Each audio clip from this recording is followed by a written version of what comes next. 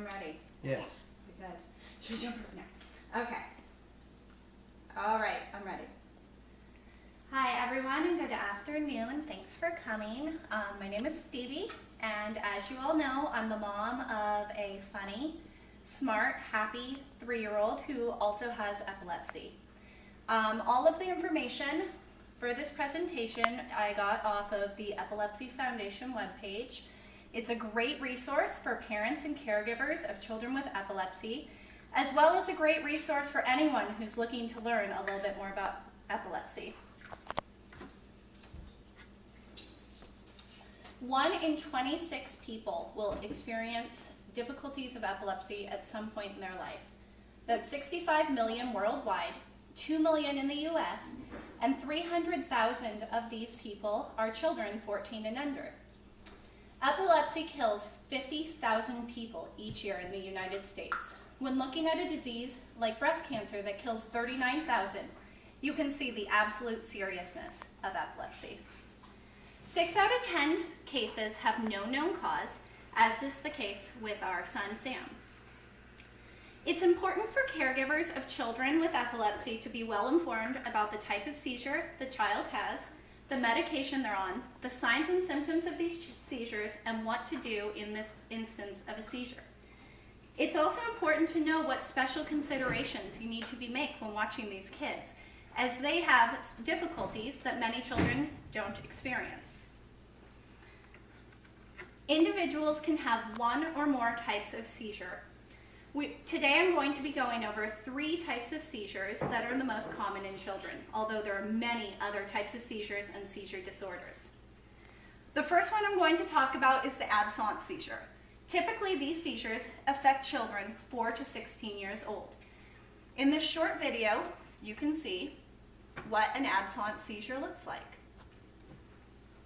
Absence seizures are characterized by lapses in awareness and begin and end abruptly. If you notice, this little girl is playing.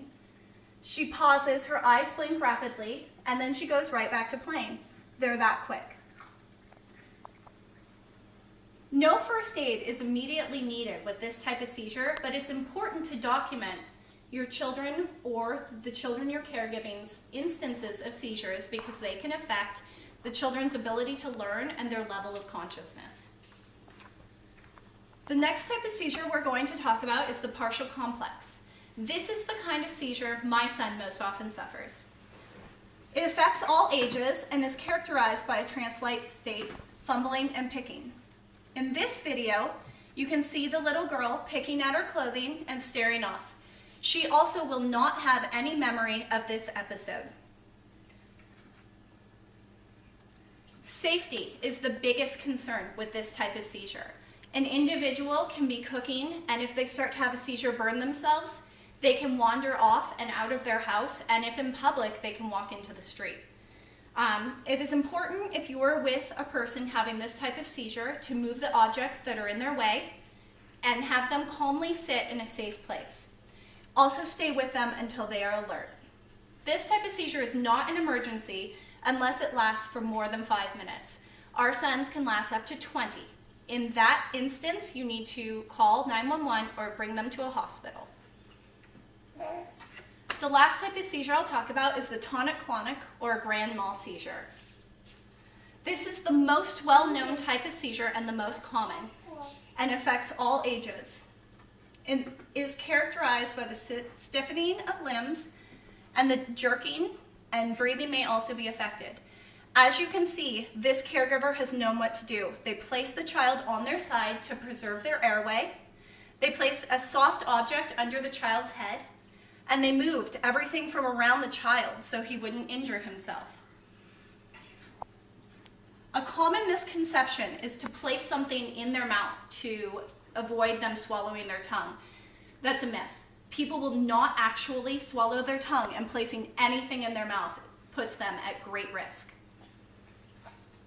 You stay with the individual until they are alert, and although this is scary, it is not actually an emergency unless the episode lasts more than 5 minutes, or seizures occur back to back, or breathing is not recovered when the seizure is over.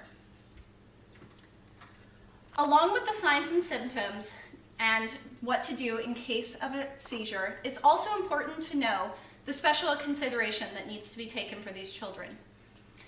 The social impacts alone of epilepsy can be staggering. Kids feel isolated because they're different than their peers.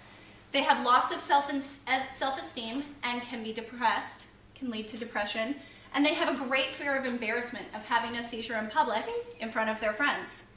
They also have a higher instance of medical issues, things like learning disabilities and developmental delays and other neurological issues go hand in hand with epilepsy. Our son, at 20 months old before diagnosed, was unable to speak. He didn't eat solid foods. He still drank bottles. He had a difficult time walking. He's come a long way, but he was having developmental delays and he had other neurological issues like ataxia. Anxiety is also common in people with epilepsy, and people with autism have a higher instance of epilepsy. So to go back over what we learned today, it's important for caregivers to know the signs and symptoms of epilepsy. It's also important to know the medication they are on in case of emergency and the steps you need to take. All of this information comes from the Epilepsy Foundation. They are a wonderful resource for parents and caregivers of children with epilepsy. They recommend that parents and caregivers have the knowledge of that we have learned today. Also, these videos all came from YouTube, so a special thanks to YouTube. Thank you so much for being here. It's not only will knowing this information help enrich the children's lives that you care for, but it can also save a life. Have a great day.